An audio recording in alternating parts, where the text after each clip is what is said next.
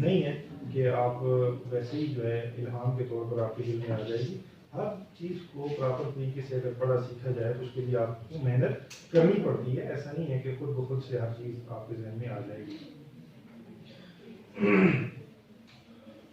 اب ہو سکتا ہے آپ نے یہ چیزیں پہلے بھی پڑھی ہوں، لیکن تھوڑا سا پراپر طریقے سے جب انسان چیز کو دیکھتا ہے تو لگتا ہے کہ نئی چیز آئی ہے یا دوبارہ میں نے اس کو تازہ کیا ہے. تازگی کی ضرورت تو ہوتی ہے.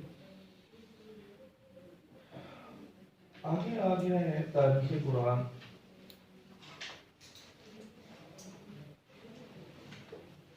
اس کے دو حصے ہیں تاریخ قرآن کے.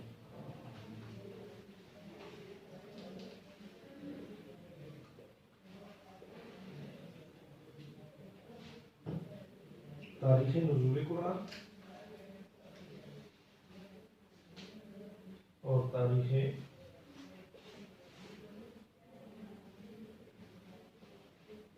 تدوین قرآن.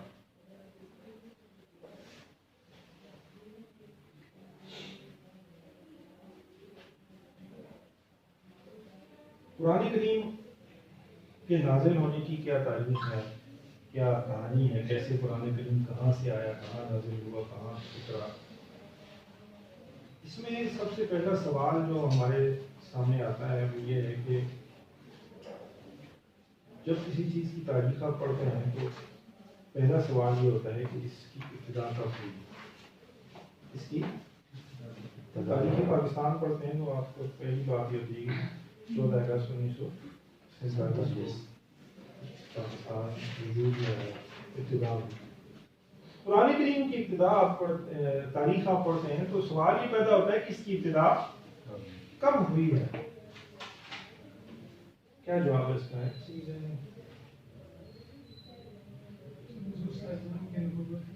ایک جواب یہ آ گیا کہ رسول کریم علیہ السلام کی جب نبوت ملی تو قرآن کریم کی ابتدا. اور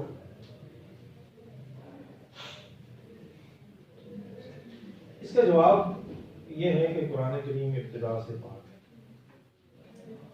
قرآن کریم ابتدا سے پاک ہے. وجہ اس کی کیا ہے؟ تھوڑا سا غور سے سننے کی بات. وجہ اس کی یہ ہے کہ قرآن کریم اللہ تعالیٰ کا کلام ہے. یہ ہم نے پڑھ لیا.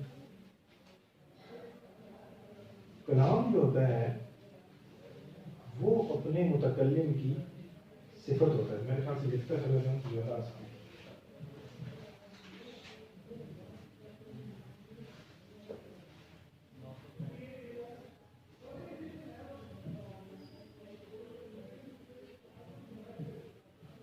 یہ ہمارا دعویٰ ہے قرآن کریم ہمیشہ سے ابتدا سے پاک ہے. اب اس کی وجہ ہمیں لکھنی ہے. کیوں؟ کیونکہ یہ اللہ تعالی کا کلام ہے. کلام یہ لفظ ہم نے لیا اپنے متکلم کی صفت ہوتا ہے. صفت کا لفظ لیں. صفت اپنے موصوف کے ساتھ ہوتی ہے.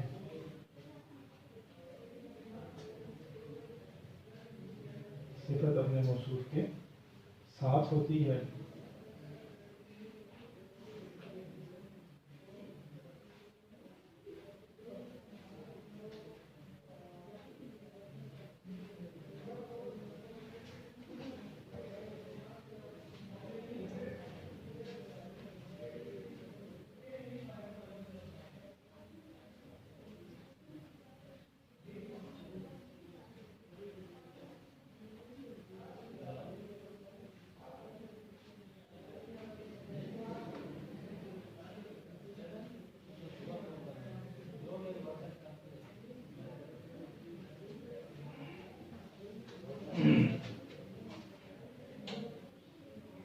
تاریخ قرآن کے بارے میں جو سوال ہمارے ذہنوں میں آیا کہ کب سے ہے، اس کی ابتدا کب سے ہوئی، تو اس کا جواب ہم نے دیا کہ قرآن کریم ابتدا سے پاک ہے، اس کی کوئی ابتدا نہیں ہوئی، یہ ہمیشہ سے ہے۔ اچھا، اب یہ آپ نے ایک دعویٰ کیا ہے کہ قرآن کریم ہمیشہ سے ہے، تو آپ کے پاس اپنے اس دعوے کا کہ ثبوت کیا ہے؟ اس کے ثبوت میں ہم نے یہ کہا کہ دیکھیں، قرآن کریم اللہ تبارک و تعالیٰ کا کلام ہے، اس کی مخلوق نہیں ہے، اس کی پیدا کی ہوئی چیز نہیں ہے، یہ اللہ تعالیٰ کا کلام ہے۔ اور کوئی بھی جو کلام ہوتا ہے وہ اپنے کلام کرنے والے یعنی متکلم کی صفت ہوتا ہے، اپنے متکلم کی صفت ہوتا ہے۔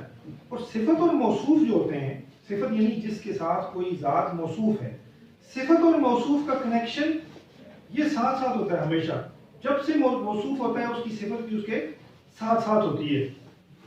مطلب ایک انسان ہے، وہ پیدا ہوتا ہے، اس کے اندر اللہ تبارک و تعالیٰ نے سماعت کی صفت رکھی ہوئی ہے، سننے کی صفت رکھی ہوئی ہے، اس کے ساتھ ہے، ہمیشہ سے اس کے ساتھ رہے گی۔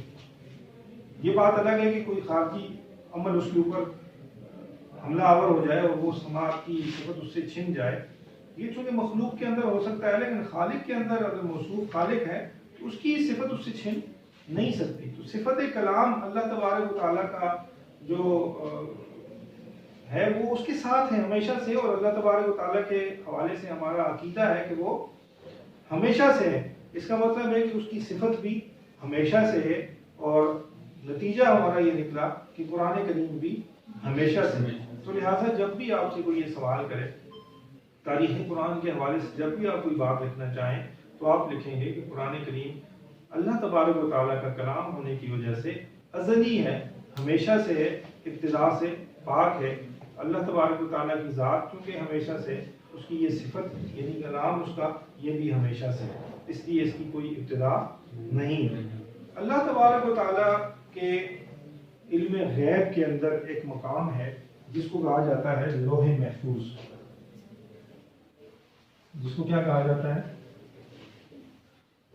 لوح کہتے ہیں تختی کو، محفوظ اردو میں استعمال ہوتا ہے جس کی حفاظت کی گئی، یعنی ایسی تختی جس کی اللہ تعالیٰ کی جانب سے حفاظت کی گئی ہے، اس کے اندر اللہ تبارک و تعالیٰ نے قرآن کریم کو لکھ رکھا ہے، جس کی طرف تعریف کے اندر میں نے اشارہ کیا تھا کہ مصاحف میں لکھا ہوا ہے، یعنی لوح محفوظ کے اندر لکھا ہوا ہے، اس محفوظ تختی کے اندر اللہ تبارک و تعالیٰ نے لکھا ہوا ہے۔ یہ لوح محفوظ کیا ہے؟ یہ اللہ کے علم کے اندر کوئی ایسا مقام ہے جہاں پر اللہ تعالیٰ نے تمام انسانوں کی تقدیریں، جو آئندہ پیش آنے والے حالات، واقعات، قرآن کریم، یہ سب چیزیں وہاں پر اللہ تعالیٰ نے لکھ کر رکھی ہوئی ہیں اور وہاں محفوظ ہے، کسی کی پہنچ وہاں پر نہیں ہے۔ یہ کہاں ہے، اس کی کیفیت کہاں ہے، یہ کیسی تختی ہے، اس کی زیادہ تفصیلات ہمارے پاس نہیں ہیں، یہ اللہ تعالیٰ کے خزانے غیب کے اندر ہیں، جس تک اسی کی رسائی ہے، اس کے علاوہ کسی کو اور کی رسائی نہیں ہے۔ اب چلتے ہیں کہ قرآن کریم جو نازل ہوا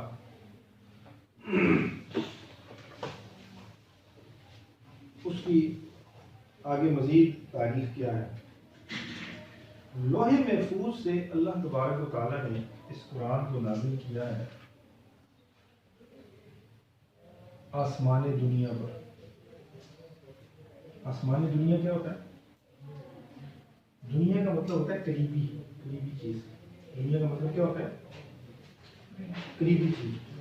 تو یہ جو ہمارا قریب والا آسمان ہے نا، قریب کا مطلب یہ نہیں کہ ہم صبح شام آتے جاتے ہیں وہاں، مطلب جو بھی ہے پہلا والا جو اس دنیا کے قریب والا ہے، اس کے اوپر اللہ تعالیٰ نے اس قرآن کریم کو نازل کیا۔ وہاں فرشتوں کا خانہ کعبہ ہے جس کو کہا جاتا ہے بیت العزت۔ کیا کہا جاتا ہے؟ بیت العزت۔ وہاں پر اللہ تبارک و تعالیٰ نے قرآن کریم کو نازل کیا، اور مقصد یہ تھا کہ تاکہ آسمانوں کے اوپر جو فرشتے عبادت کر رہے ہیں وہ بھی اس سے کچھ تبرک حاصل کر سکیں، اس کی جو فضائل ہیں وہ بھی اس سے مستفید ہو سکیں اور ان کو بھی ان کی رسائی میں آ جائے قرآن کریم، اور وہ بھی سمجھ لیں کہ یہ کوئی بڑی اہم کتاب ہے، یہ انسانوں کی طرف جو چیز بھیجی جائے گی یہ بڑے اہم احکامات ہیں۔ آپ کو پتہ ہے کہ جب انسان کو اللہ تبارک و تعالیٰ نے پیدا کرنے کا فرشتوں کو بتایا تھا تو فرشتوں کے ذہن میں یہ بات آئی تھی کہ انسانوں کو کیوں نائب بنایا جا رہا ہے، ہمیں نائب بناتے تو ہم زیادہ اچھے طریقے سے پرفارم کر سکتے تھے، یہ فرشتوں نے کہا تھا۔ تو غالباً اللہ تبارک و تعالیٰ نے بیت العزت پر قرآن کو نازل کر کے فرشتوں کو دکھایا کہ یہ قرآن ہے، تو کیا تم اس کے اوپر عمل کر سکتے تھے؟ اب ظاہر ہے اس کے اندر روزہ رکھنے کا حکم ہے، فرشتہ روزہ رکھ سکے گا؟ فرشتہ روزہ رکھ سکتا ہے؟ نہیں رکھ سکتا، وہ کھاتا پیتا ہی نہیں ہے۔ روزہ رکھنے کے لیے تو کھانا پینا ضروری ہے نا، کہ اس سے پرہیز کرے انسان۔ وہ اسی طرح قصاص کے احکامات ہیں کہ ایک بندہ قتل کرے گا تو اس کو قصاص اس سے لیا جائے گا قاتل سے، تو فرشتوں کے اندر قتل و غارت گری والا سلسلہ ہے نہیں۔ تو اب فرشتوں کو سمجھ آ جانی چاہیے تھی بیت العزت پر نازل کرنے کے بعد کہ یہ احکامات انسانوں ہی کے لیے ہیں اور انسان ہی دنیا میں بسنے کے لائق تھے۔ ہم نے جو اس وقت یہ کہا تھا کہ ہمیں خلیفہ یا نائب بنا دیا جائے، یہ کوئی اتنی پراپر بات نہیں تھی۔ اللہ تبارک و تعالیٰ نے کہا تھا نا کہ انی اعلم ما لا تعلمون، میں وہ کچھ جانتا ہوں جو تم نہیں جانتے۔ تو یہ اللہ تبارک و تعالیٰ ان پر دکھلانا چاہتے تھے کہ یہ چیز تھی جو میں جانتا تھا لیکن تم نہیں جانتے تھے۔ اور بھی اللہ تبارک و تعالیٰ کے مقاصد ہو سکتے ہیں کہ اللہ تبارک و تعالیٰ نے کس مقصد کے لیے قرآن کریم کو بیت العزت کے اوپر نازل کیا ہے۔ ہمیں جو سامنے دو چار چیزیں نظر آئیں انہیں آپ کے سامنے بیان کر دیں۔ یہ جو نزول ہوا تھا قرآن کریم کا لوح محفوظ سے بیت العزت پر، یہ نزول ایک ساتھ ہوا تھا، جس کو کہتے ہیں یک بارگی، اکٹھا پورا کا پورا قرآن لوح محفوظ سے بیت العزت پر نازل کر دیا گیا۔ پھر وہاں سے لوح محفوظ سے یہ قرآن کریم نازل ہوا حضرت رسول خدا صلی اللہ علیہ وسلم پر۔ اس کے نزول کی بھی جو ابتدا ہوئی ہے وہ ابتدا رمضان المبارک میں ہوئی، جیسے قرآن کریم میں شہر رمضان الذی انزل فیہ القرآن، کہ رمضان کا مہینہ وہ جس کے اندر اللہ تعالیٰ نے قرآن کریم کو نازل کیا ہے، اور وہ بھی انا انزلناہ فی لیلۃ مبارکۃ، ہم نے ایک مبارک بابرکت رات میں اس کو نازل کیا ہے۔ اس کا مطلب ہے کہ شب قدر والے دن اللہ تبارک و تعالیٰ نے انا انزلناہ فی لیلۃ القدر، اللہ تبارک و تعالیٰ نے شب قدر والے دن اس کو وہاں لوح محفوظ سے پورا کا پورا آسمان دنیا پر نازل کیا تھا۔ اور پھر آسمان دنیا سے جو ابتدا ہوئی ہے نزول قرآن کی رسول کریم پر، وہ 27ویں شب تھی یا لیلۃ القدر جو بھی تھی۔ لیلۃ القدر والے دن رمضان کے مہینے میں اللہ تبارک و تعالیٰ نے اس کو نازل کرنا شروع کیا رسول کریم صلی اللہ علیہ وسلم پر، اور پھر یہ وقتاً فوقتاً نازل ہوتا رہا۔ تقریباً 23 سال آپ علیہ السلام کی عمر مبارک کے ہیں، ان میں یہ قرآن کریم تھوڑا تھوڑا کر کے موقع کی مناسبت کے ساتھ جب کوئی کسی حکم کی ضرورت ہوتی تھی یہ قرآن کریم نازل ہوتا رہا۔ 22 سال 2 ماہ اور 22 دن بھی اس کی مقدار بتائی ہے، جس کو ہم تقریباً 23 سال کا عرصہ کہہ دیتے ہیں کہ اتنے عرصے میں قرآن کریم نازل ہوا ہے۔ تو یہ دوسرا نزول تھا۔ یہ کیا تھا؟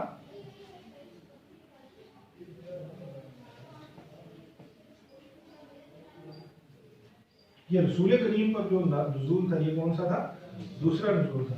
اور یہ بھی دیکھا نا بیت العزت پر جب آیا تو جبریل امین کی رسائی میں آ گیا، لوح محفوظ تک ہو سکتا ہے ان کی رسائی نہ ہوئی ہو، ان کی رسائی میں آ گیا، اور وہ وہاں سے لا کر پھر جو ہی جس آیت کا حکم ہوتا تھا وہ آیت لا کر رسول کریم علیہ السلام کو پہنچا دیتے تھے۔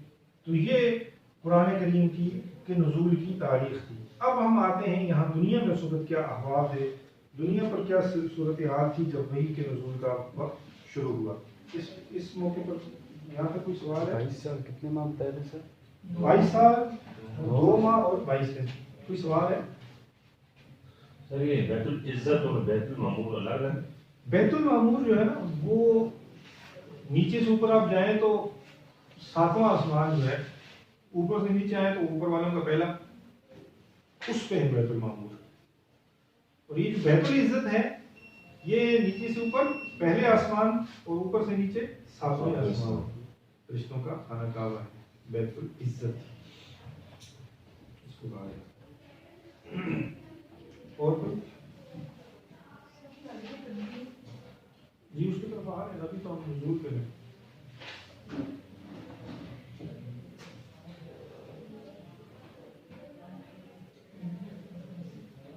رسول کریم صلی اللہ علیہ وسلم پر وحی نازل ہونی تھی، اور اللہ تبارک و تعالیٰ نے جو آپ کی تربیت تھی، آپ کے اندر استعداد تھی، وہ آپ کی نسل مبارک سے اس کے اندر ایسی خصوصیات پیدا کرنی تھی کہ آپ علیہ السلام وحی کا استقبال کر سکیں، وحی کو وصول کر سکیں، وحی کو حاصل کر سکیں۔ اور پھر آپ علیہ السلام کے اندر ایسی ایسی کیفیات اللہ تبارک و تعالیٰ نے، پھر آپ کی پیدائش ایسے خاص موقع پر ہوئی، آپ نے سنا ہوگا ابرہہ کا لشکر آیا اور ہاتھیوں کو اوپر کنکریاں آ کر رکھی، من جانب اللہ خانہ کعبہ کی حفاظت ہوئی، لوگوں کے اوپر اللہ تعالیٰ نے اشکارا کر دیا کہ یہ کوئی خاص مقام ہے۔ پھر وہاں سے جب رسول کریم نے اعلان کیا نبوت کا، تو یہ ایک لوگوں کے لیے دعوت تھی کہ رسول کریم صلی اللہ علیہ وسلم برحق نبی ہیں۔ آپ علیہ السلام کو اللہ تبارک و تعالیٰ نے کسی استاد کے زیر تربیت نہیں رہنے دیا، حتیٰ کہ آپ نے سنا ہے کہ رسول کریم علیہ السلام کی تربیت کے لیے بنو سعد کے اندر حلیمہ سعدیہ آپ کو ساتھ لے گئی تھی۔ اب سننے میں یہ آتا ہے کہ اس وقت مکہ مکرمہ میں کوئی ایسی وبا آ گئی تھی جس سے بچاؤ کے لیے بچوں کو دیہاتوں میں بھیجا جا رہا تھا۔ بعض کتابوں میں یہ لکھا ہے کہ رجحان ہی عرب کا یہی تھا کہ بچوں کو، چھوٹے بچوں کو بھیج دیتے تھے دیہات میں تاکہ وہ خالص زبان وہاں سے سیکھ کر آئیں۔ جیسے دیہات کی زبان خالص ہوتی ہے، شہروں میں زبانوں کے اندر آمیزش ہو جاتی ہے، خلط ملط ہو جاتا ہے۔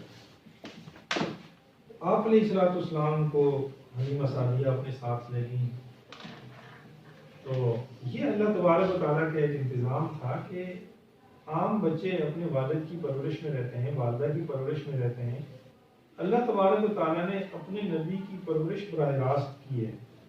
آپ نے سنا ہے کہ والد کی وفات آپ کی پیدائش سے پہلے ہو گئی تھی، 6 سال کی عمر میں تھے، آپ کی والدہ ماجدہ کا انتقال ہو گیا، حالانکہ کچھ عرصہ آپ نے اپنی والدہ کے ساتھ گزارا تھا۔ پھر آپ علیہ السلام اپنی دادا کی کفالت میں آئے، ان کا بھی انتقال ہو گیا۔ ابو طالب کی کفالت میں آئے تو تاریخ میں بھی لکھا ہے کہ ابو طالب نے آپ کی کفالت کی ہے، لیکن دوسری طرف جب ہم حالات دیکھتے ہیں حضرت ابو طالب کے، وہ خود ایک غریب انسان تھے، قسم پرسی کی حالت میں زندگی گزار رہے تھے، وہ مشکل گزارا ہوتا تھا۔ اب ہم پیچھے سے دوبارہ آئیں تو رسول کریم علیہ السلام اس وقت حلیمہ سعدیہ کے ساتھ گئے، تو اللہ تبارک و تعالیٰ نے حلیمہ سعدیہ کی پرورش آپ علیہ السلام کی وساطت سے کی۔ وہ کہتی تھی کہ یہ جب سے آئے ہیں ہمارے گھر میں برکت کی برکت ہے، قحط کا عالم ہے، لوگوں کے جانوروں کو کھانے کے لیے غلہ نہیں ملتا، ہماری بکریاں جاتی ہیں، وہ کھا پی کے موٹی تازی ہو کے آتی ہیں، خوب دودھ دیتی ہیں، رات کو ہم سیراب ہو جاتے ہیں، سارے مزے کرتے ہیں۔ حضرت ابو طالب کے گھر میں جب رسول کریم علیہ السلام تھے تو وہ کھانا نہیں کھلنے دیتے تھے جب تک، کہتے تھے آپ کا بھائی نہ آ جائے، اس وقت تک کھانے کو ہاتھ نہیں لگانا۔ آپ علیہ السلام آ کے کھانے شروع کرتے تھے، تھوڑا سا کھانا سب کو برا ہو جاتا تھا، کفایت کر جاتا۔ تو یہ آپ علیہ السلام کی برکت سے ان کی پرورش ہو رہی تھی، نہ کہ آپ علیہ السلام کی کسی نے پرورش کی ہے۔ تو گویا کہ آپ علیہ السلام کو اللہ تبارک و تعالیٰ نے ایسا بنایا تھا کہ آپ کی پرورش براہ راست اللہ تبارک و تعالیٰ نے کی، اور تاکہ کل جب وہ وحی لے کے آئیں تو لوگ یہ اعتراض نہ کر سکیں کہ فلاں نے پرورش کی تھی، اس نے سکھایا ہوگا۔ آپ نے سنا ہے آپ علیہ السلام کا استاد کوئی نہیں تھا، لکھنا پڑھنا آپ نہیں جانتے، کیوں؟ حالانکہ لکھنا پڑھنا تو عام لوگوں کے اندر ایک صفت ہے، لیکن نبی علیہ السلام میں نہ لکھنا پڑھنا زیادہ بڑی صفت ہے۔ کیوں؟ کہ آپ کے لکھنا پڑھنا نہ آنے کی وجہ سے یہ ایک دلیل ہے کہ آپ نے جو کچھ سیکھا ہے وہ براہ راست اللہ تبارک و تعالیٰ کی طرف سے ہے۔ ورنہ آپ دیکھیں کہ آپ علیہ السلام ایک لوہار کے پاس بیٹھا کرتے تھے، وہ روم کا رہنے والا تھا غالباً، اس کے پاس بیٹھتے تھے تو کفار نے کہا کہ یہ اس سے سیکھ کر آتا ہے، یہ کچھ قرآن پڑھتا ہے نہیں، یہ اس سے سیکھ کے آتا ہے۔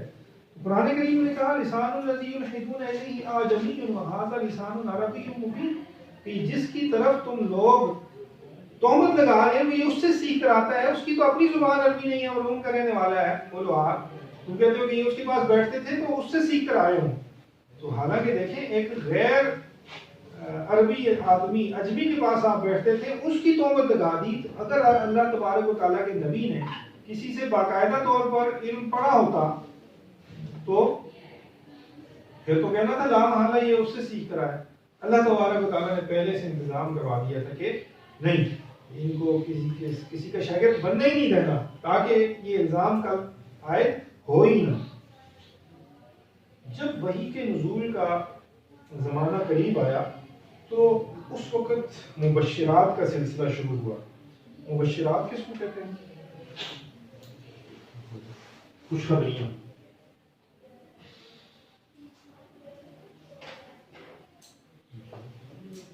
مبشرات کس کو کہتے ہیں؟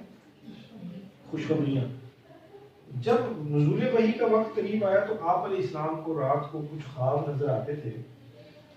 وہ خواب جب آپ علیہ السلام دیکھتے تو صبح پتہ چلتا کہ وہی کچھ ہو رہا ہے، ویسا ہی ہوتا ہوا نظر بھی آ جاتا تھا آپ علیہ السلام کو۔ تقریباً 6 مہینے یہ سلسلہ آپ علیہ السلام کے ساتھ جاری رہا۔ یہ بھی اللہ تبارک و تعالیٰ کا ایک انتظام تھا، نزول وحی کے لیے آپ کے اندر ایک استعداد اللہ تبارک و تعالیٰ پیدا کر رہے تھے، تاکہ آپ علیہ السلام کے پاس جب قرآن کریم آئے، غیب کی خبریں آئیں تو آپ کے لیے کوئی اجنبی چیز نہ ہو، آپ کو عادت ہو غیب کی خبریں لینے کی۔ اب خواب میں رات کو دیکھا، صبح وہی کچھ ہوتا ہوا نظر آیا، تو اس کا مطلب ہے رات کو جو بات آئی تھی وہ غیب کی خبر آئی تھی۔ صبح اس کو میں نے اپنی آنکھوں سے ہوتا ہوا دیکھ لیا، تو آپ علیہ السلام کو تو جیسے عادت ہی ہو گئی تھی غیب کی خبریں لینے کی، وہ آپ کے لیے اجنبی نہیں لگتی تھی۔ بعد میں جس وقت قرآن کریم نازل ہوا تو آپ علیہ السلام نے اس کو قبول کر لیا۔ یہ اللہ تبارک و تعالیٰ ایک انتظام فرما رہے تھے۔ اس سے پہلے ایک انتظام اللہ تبارک و تعالیٰ نے یہ فرمایا تھا کہ جس وقت آپ علیہ السلام کی پیدائش ہوئی ایک مرتبہ وہ، اور دوسری مرتبہ جب آپ حلیمہ سعدیہ کے پاس تھے، آپ کے قلب اطہر کو، دل مبارک کو شک کر کے، جس کو شق صدر کہتے ہیں، شک کر کے اس کو دھویا گیا۔ اب وہ اس کی کیفیت کیا تھی، فرشتے نے کیسے دھویا، وہ اپنی ایک تفصیلات ہیں، ظاہر ان تفصیلات میں ان کی دنیا کے اندر کی امکانی صورت کیا ہو سکتی ہے، کیسے وہ ہو سکتا ہے، ظاہر ہے وہ ایک اللہ تبارک و تعالیٰ کا انتظام تھا، وہی اس کو زیادہ بہتر جانتا ہے، لیکن یہ ہوا تھا وحی کے نزول کے انتظام کے طور پر۔ تیسری چیز ایک یہ ہوئی کہ جب رسول کریم علیہ السلام پر وحی نازل ہونے کا وقت قریب آیا نا، تو آپ کو خلوت پسند آنی شروع ہو گئی، تنہائی پسند ہو گیا۔ اب چلے جاتے تھے غار حرا میں، کئی دن وہاں پر قیام کرتے تھے، اور پیچھے اماں خدیجہ جو ہیں وہ آپ کے لیے کچھ توشہ، کچھ سامان بنا لیتی تھیں، پھر آتے تھے وہ سامان لے کر آپ پھر وہاں تشریف لے جاتے تھے۔ اب یہ دیکھیں کہ حضرت اماں خدیجہ سے جو آپ کا نکاح کروایا گیا، عام عرب کے رواج سے ہٹ کر، چھوٹی عمر ہے آپ علیہ السلام کی 25 سال، عورت ہے 40 سال کی، اللہ تبارک و تعالیٰ نے آپ کا نکاح ان سے کروا دیا ہے تاکہ جب نبوت ملنے کا وقت ہو تو یہ آپ کی معاون بن سکیں۔ آگے جب واقعہ میں آپ کو سناؤں گا تو آپ نے حضرت اماں خدیجہ کا کردار دیکھنا ہے وہاں کہ کتنا اہم کردار انہوں نے اس وقت ادا کیا۔ رسول کریم علیہ السلام تنہائی پسند ہوئے، غار حرا میں جا کر بیٹھ جاتے تھے، تو وہاں آپ غور و فکر کرتے تھے کائنات میں۔ ویسے تو لوگوں کے اندر مشہور ہے کہ عبادت کرتے تھے، عبادت کوئی رائج نہیں تھی، آپ علیہ السلام پہلے سے کسی مذہب کے فالوور نہیں تھے، تو دین ابراہیمی پر تھے، بس شرک سے پاک تھے اور کچھ بھی نہیں تھے۔ آپ علیہ السلام وہاں غور و فکر کرتے تھے کائنات کے بارے میں۔ تو جس وقت آپ علیہ السلام کے پاس جبریل امین تشریف لائے تو آپ علیہ السلام تھوڑا سا بشری تقاضے کے مطابق گھبرا گئے۔ ویسے بھی آدمی ایک اکیلے کمرے میں بیٹھا ہو اور باہر سے اچانک کوئی آ جائے، انسان کو گمان نہ ہو کہ باہر سے بھی کوئی آئے گا، تو تھوڑی سی گھبراہٹ تاری ہو جاتی ہے۔ غار حرا جہاں کئی عرصے سے آپ علیہ السلام بیٹھے تھے، کوئی نہیں آ رہا تھا، اچانک سے جبریل امین آئے تو آپ علیہ السلام پر کچھ گھبراہٹ طاری ہو گئی۔ یہ لوگوں سے دور جو کیا اللہ تبارک و تعالیٰ نے آپ علیہ السلام کو، وہ بھی مقصد یہی تھا کہ آپ علیہ السلام وحی کو قبول کرنے کی استعداد اپنے اندر پیدا کر لیں، ورنہ جب لوگوں کے اندر ہوتا ہے نا، لوگوں کی مختلف کیفیات بندے کے اوپر طاری ہوتی رہتی ہیں، غم زدہ لوگوں کے اندر بیٹھے ہیں، ایویں ہی آدمی کو تھوڑا سا جو ہے نا رونے کا دل کر جاتا ہے، یا لوگ بہت سارے آپ کے خوش ہیں، پکنک منا رہے ہیں، مزے کر رہے ہیں، آپ کا دل بھی باغ باغ ہو جائے گا۔ آپ جاتے ہیں کسی جگہ گھومنے پھرنے جاتے ہیں، وہاں لوگ خوش ہو رہے ہوتے ہیں، خوشیاں منا رہے ہوتے ہیں، گھومتے پھرتے ہیں، آپ بھی تر و تازہ ہو کے واپس آ جاتے ہیں۔ تو یہ جن لوگوں کے اندر آپ رہتے ہیں ان کی کیفیات آپ کی طرف منتقل ہوتی ہیں۔ تو رسول کریم علیہ السلام کے معاشرے میں اکثر لوگ مشرک تھے، شرک کرتے تھے، تو ان کے درمیان رہنے سے ان کی جو میل کچیل والی وہ تاثرات ہیں، وہ ان سے اللہ تبارک و تعالیٰ نے آپ کو دور کیا اور وہاں تنہائی میں رکھا تاکہ آپ اب وحی کو قبول کرنے کی استعداد اپنے اندر پیدا کر سکیں۔ بیٹھے تھے آپ علیہ السلام، جبریل امین آئے، آ کر کہنے لگے کہ پڑھیے۔ آپ علیہ السلام نے سوچا ہوگا کہ ہو سکتا ہے کوئی چیز پڑھنے کے لیے مجھے دے گا، تو آپ علیہ السلام نے جو اچھی صورت تھی وہ ان کے سامنے بیان کر دی۔ ماں نبی قاری میں پڑھ نہیں سکتا، میں پڑھنا نہیں جانتا۔ جبریل امین نے پھر کہا اقرأ پڑھیے۔ آپ علیہ السلام نے پھر فرمایا ماں نبی قاری میں پڑھنا نہیں جانتا۔ انہوں نے پکڑ کے آپ علیہ السلام کو اپنے ساتھ ایسے ملایا، ہو سکتا ہے کچھ استعداد کی کمی ہو، وہ اس سے انہوں نے دور کی اور آپ علیہ السلام کی طرف کچھ مزید استعداد منتقل کی تاکہ آپ وحی کو قبول کر سکیں۔ تو جس وقت آپ علیہ السلام کو تیسری مرتبہ انہوں نے کہا اقرأ بسم ربک الذی خلق خلق الانسان من علق اقرأ وربک الاکرم الذی علم بالقلم، یہ سورہ علق کی 5 آیتیں اس وقت نازل کی حضرت جبریل امین نے اور وہ چلے گئے۔ یہ قرآن کریم نازل ہو گیا۔ قرآن کریم جب نازل ہوا تو آپ کو پتہ ہے کہ یہ وحی ہے، اور وحی جو ہے اس کا قبول کرنا انتہائی ذمہ داری والی بات ہے، انتہائی ہمت والی بات ہے۔ قرآن کریم میں آتا ہے نا اِنَّا عَرَضْنَا الْأَمَانَةَ عَلَى السَّمَاوَاتِ وَالْأَرْضِ وَالْجِبَالِ فَأَبَيْنَ أَن يَحْمِلْنَهَا وَأَشْفَقْنَ مِنْهَا وَحَمَلَهَا الْإِنسَانُ، کہ ہم نے اس قرآن کو آسمانوں پر پیش کیا کہ تمہارے اوپر نازل کروں، پھر زمین پر پیش کیا، کہا تمہارے اوپر نازل کروں، پھر پہاڑوں پر پیش کیا، کہا تمہارے اوپر نازل کروں، فَأَبَيْنَ أَن يَحْمِلْنَهَا وَأَشْفَقْنَ مِنْهَا، انہوں نے انکار کر دیا اس کو اٹھانے سے، وَأَشْفَقْنَ مِنْهَا، اور اسے ڈر گئے، وَحَمَلَهَا الْإِنسَانُ، انسان نے اس بوجھ کو اٹھایا۔ تو یہ کوئی معمولی چیز نہیں تھی جس کو اٹھانے سے آسمان، زمین، پہاڑ لرز اٹھتے تھے، انسان نے اس بوجھ کو برداشت کیا، اور وہ انسان کون تھے؟ نبی پاک علیہ السلام کی ذات اقدس تھی۔ تو جب یہ اتنا اہم ذمہ داری والا کام، اتنا بڑا بوجھ جب آپ علیہ السلام پر نازل ہوا، تو ایک فطری تقاضا تھا، ایک بشری تقاضا تھا کہ آپ علیہ السلام کے اوپر اس کی ہیبت طاری ہوگی وحی کی، کیونکہ بالکل ابتدائی وحی تھی یہ، ہیبت طاری ہوگی، تو آپ علیہ السلام پھر فور وہاں سے اٹھے اور گھر میں تشریف لے آئے۔ اچھا، اب گھر میں دیکھیں اماں خدیجہ تھی۔ عام عرب کے دستور کے مطابق اگر آپ علیہ السلام نے اس وقت نکاح کیا ہوتا، جب اماں خدیجہ سے نکاح کیا تھا، اس وقت آپ علیہ السلام کی عمر اقدس تھی 25 برس۔ عام دستور تھا، بچیوں کی شادی وہاں بہت جلدی کرتے تھے، گرم علاقہ تھا، بچیاں جلدی بڑی ہو جاتی تھی، 9-10 سال کی عمر میں ان کی شادی کر دیتے ہیں وہاں۔ تو اگر آپ نے 9-10 سال کی عمر کی بچی سے شادی کی ہوتی تو اس وقت اس کی عمر بمشکل 40 سال آپ علیہ السلام کی تھی، تو 15 سال اس کا اضافہ کر لیں، 25 سال اس کی عمر ہوئی ہوتی۔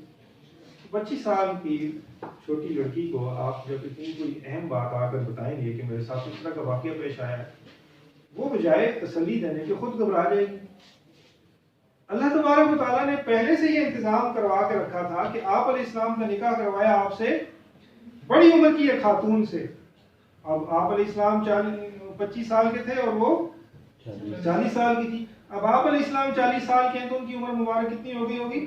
55 سال کی ایک سنجیدہ، زیرک، دنیا کو دیکھے ہوئے، عقل و فہم رکھنے والی خاتون ہے، جب ان کے سامنے بات آئی تو انہوں نے گھبرانے کی بجائے آپ علیہ السلام کو کہا کہ آپ کو اللہ تبارک و تعالیٰ ضائع نہیں کرے گا، آپ یتیموں کا خیال رکھتے ہیں، مسکینوں کا خیال رکھتے ہیں، رشتہ داریاں آپ پالتے ہیں، ہر اچھی خاصیت آپ کے اندر ہے، سورج جو آپ ہیں، آپ کو اللہ تبارک و تعالیٰ ضائع نہیں کرے گا، آپ کیوں پریشان ہوتے ہیں؟ کسی بھی اہم کام کے بعد جو پہلا ایکسپیرینس ہوتا ہے نا، پہلا فرد جس کے ساتھ آپ ملتے ہیں، وہ بڑا میٹر کرتا ہے۔ آپ نے کسی سے ارادے کا اظہار کیا کہ میں سیکشن آفیسر کی پی ایس سی کا امتحان دینے والا ہوں، وہ آدمی تھا نامعقول قسم کا، اس نے دنیا میں کبھی کوئی چیز اچیو نہیں کی ہوئی تھی، تو جب آپ نے اس کے سامنے یہ بات کہی کہ میں یہ امتحان دوں گا، وہ اس نے کہا کہ شکل دیکھیے، شکل دیکھیے تم نے اپنی، آپ ساری زندگی کبھی کسی کے سامنے نام نہیں لیں گے، یار یہ سیکشن آفیسر کی چیز کیا ہوتی ہے، اس کا پی ایس سی ہوتی کیا چیز، اس کے قریب ہی نہیں گزریں گے۔ کیوں کہ وہ پہلی بات، وہ جو مورال بلند کرنے کا موقع تھا، وہ اس نے ایک دم سے گرام سے نیچے گرا دیا، پست کر دیا۔ اس کے برعکس آپ جائیں کسی سنجیدہ آدمی کے پاس گئے، ایسے آدمی کے پاس جس نے زندگی میں کچھ اچیو کیا ہے، اس کے سامنے آپ نے کہا میں پی ایس سی کرنا چاہتا ہوں، وہ کہے گا یہ سسٹم چلایا ہی تمہارے لیے گیا ہے، تم نہیں کرو گے تو کون کرے گا؟ یہ طریقہ کار ہے، اس طریقے سے تم نے یہ کام کرنا ہے۔ آپ کہیں گے یار مسئلہ ہی کوئی نہیں، محنت میں جٹ جائیں گے اور ایک ٹائم آئے گا کہ آپ اس چیز کو اچیو کر لیں گے۔ اب یہ پہلا تعارف آپ علیہ السلام کا اماں خدیجہ سے ہوا، انہوں نے کہا مسئلہ ہی کوئی نہیں، اللہ تعالیٰ آپ کو ضائع نہیں کریں گے، آپ کیوں پریشان ہوتے ہیں؟ چلیں آپ مزید معلومات کے لیے ورقہ بن نوفل کے پاس جاتے ہیں۔ ورقہ بن نوفل ان کے چچا زاد بھائی تھے، ان کے پاس گئے، ان کو سارا قصہ سنایا، تو ورقہ بن نوفل نے کہا کہ یہ تو وہی ناموس ہے، وہی فرشتہ ہے جو موسیٰ کے پاس آتا تھا، تو آپ کو اللہ تبارک و تعالیٰ کوئی بڑی ذمہ داری دینے لگا ہے، اور کاش میں اس وقت موجود ہوتا جب آپ کی امت، آپ کے بستی والے آپ کو آپ کی بستی سے نکال دیں گے، میں آپ کی معاونت کرتا۔ وہاں پر اسلام حیران ہوئے کہ میرا تو لوگوں کے اندر اتنا اچھا نام ہے، تو میں کیسے، مجھے لوگ بستی سے نکالیں گے؟ کیونکہ ایسا ہی ہوتا ہے، جو پیغام آپ لے کر آنے والے ہیں نا، اس پیغام کو جس نے لوگوں تک پہنچایا ہے، اس کو یہ چیزیں دیکھنی پڑی ہیں، برداشت کرنی پڑی ہیں، اور آپ کو بھی کرنی پڑے گی۔ تو پھر ورقہ بن نوفل کا انتقال بھی ہو گیا۔ اس کے بعد جو سلسلہ شروع ہوا وہ تھا فترۃ الوحی کا۔ فترت کہتے ہیں وقفے کو، فترت کس کو کہتے ہیں؟ وقفے کو۔ اب وہی کہ وقفہ شروع ہو گیا، تقریباً 3 سال اس کے بعد دوبارہ وحی نازل نہیں۔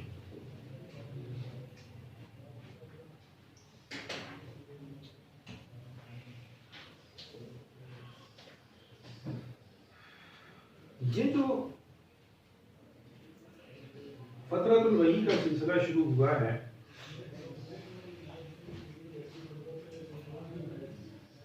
اس کا بھی اپنا ایک مقصد تھا۔ اس کا کیا مقصد تھا؟ نبی پاک علیہ السلام کے اندر مزید طلب کو ابھارنا، طلب کو اجاگر کرنا۔ کیوں؟ طلب سے جو چیز ملتی ہے اس کی قدر ہوتی ہے، بے طلب کو اگر آپ کوئی نعمت دیتے ہیں وہ اس کی قدر نہیں کرتا، یہ خدائی اصول ہے، ایک ضابطہ ہے۔ 3 سال وہی نازل نہیں ہوئی، اور آپ علیہ السلام اس کے انتظار میں تھے، کہ پریشان بھی رہتے تھے، اور بار بار آسمان کی طرف رخ کر کے دیکھا کرتے تھے کہ یہ کیا تھا جو فرشتہ آیا اور آ کر اس نے ایک بات کہی، اور پھر اس کے بعد